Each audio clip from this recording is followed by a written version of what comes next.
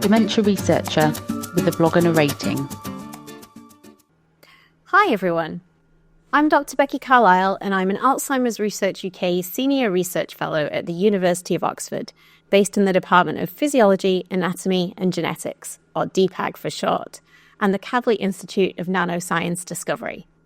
I'm a new addition to the Dementia Researcher blogging team, and the general subject of my blog is going to be starting your own lab, the decisions you make, the things that you need to think about, and the lessons I've learned. This is my first post, and it's an easy one. It's time for me to introduce myself. As with many of the tales you hear from senior scientists about how they got to where they are, you'll notice some recurring themes. In some places I've been very lucky, while in some places I've made decisions for reasons outside of my career that may not have been quite optimal.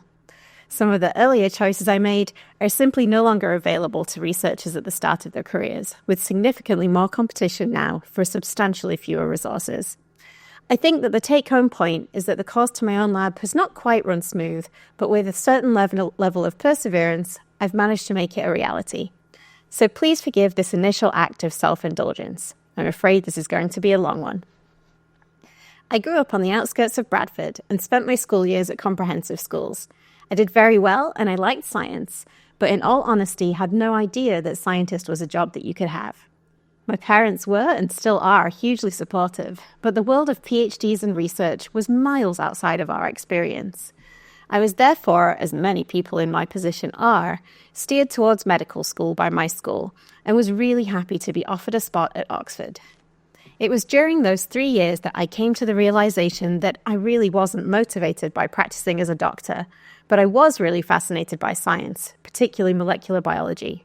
I had amazing tutorials on metabolism with Dr. Stephen Goss, who had developed early techniques for human gene mapping, with Zoltan Molnar, who was using GFP-labeled brain explants to track neurite development, and with Robert Wilkins, who showed that there was no need for a muddled paragraph where an elegant graph would suffice.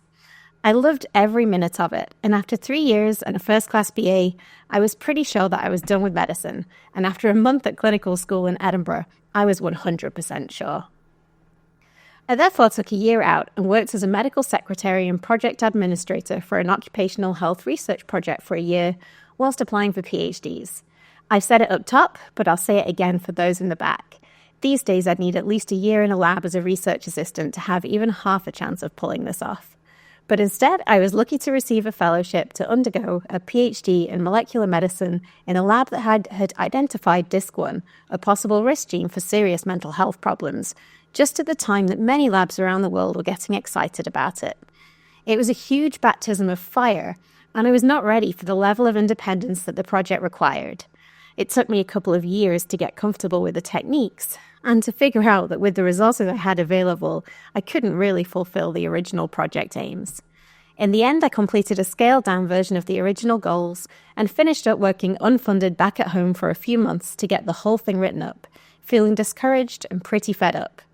I took a look at job prospects in the UK, and they were miserable. We were a year into the 2008 financial crash, and there were not many people hiring. A year into my PhD, I'd gone to the Cold Spring Harbor Schizophrenia Workshop, though, and I had friends working in the USA that were experiencing a real wealth of opportunity. The Obama economic stimulus package had just been released, and everyone was hiring and doing tons of exciting experiments.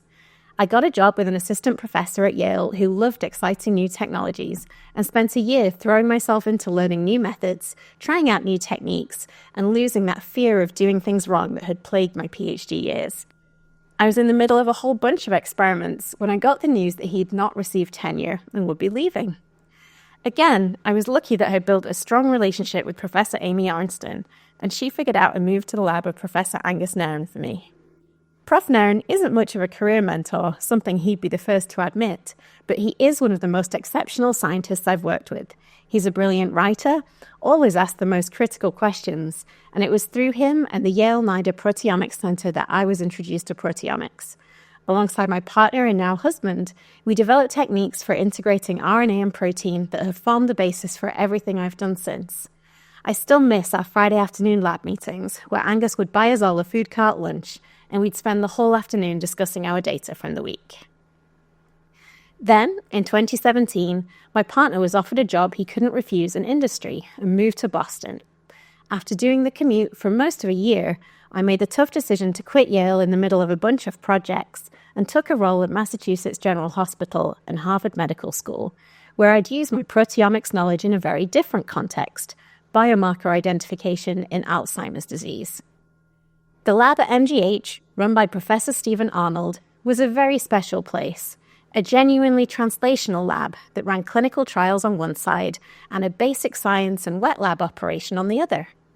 Through this role, I had many opportunities to collaborate with industry partners, learn the ropes and human limitations of clinical trials, and most importantly, gain direct experience of the heterogeneity and complexity of diagnosing and treating Alzheimer's disease.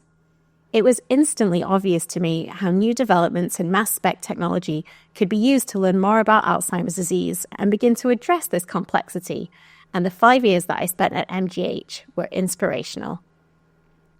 In 2019, I had my son. I went to work on Friday morning, and after an emergency induction, was a mother by Friday evening. I was not ready for this abrupt shift in my life, the immediate reversal of all my priorities, and to top it, I had a grumpy baby. Those first few months were the most difficult of my life, harder than any difficult career choices.